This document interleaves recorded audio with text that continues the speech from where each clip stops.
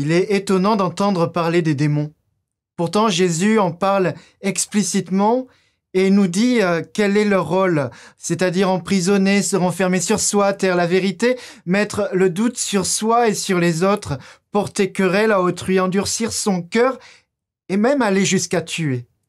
Jésus expulse un démon qui empêche un homme de parler. C'est une libération pour cet homme qui lui ouvre un avenir. Saint Oscar Romero, qui est fêté aujourd'hui, s'est engagé pour la paix et contre la dictature militaire au Salvador. Il est assassiné au cours d'une messe. 4 mois avant d'être assassiné, il disait « Je n'abandonnerai pas mon peuple, mais au contraire, je courrai avec lui tous les risques qu'exige mon ministère. » La parole de l'archevêque des pauvres ne s'est pas tue, ni par le risque qu'il prenait, ni par son assassinat. De même, Jésus nous propose de ne jamais taire la vérité, ni se laisser embarquer par les démons qui mettent le doute et la division dans le cœur humain.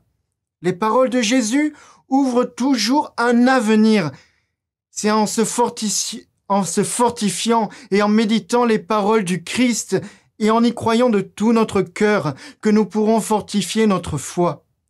Dieu a mis en nous une parcelle de ce qu'il est, son Esprit Saint. Si nous avons peur, si nous sommes dans la tourmente, et même si nous sommes faibles, il ne nous abandonnera pas. Il restera fidèle, car il a mis sa force en nous. Y croyons-nous ?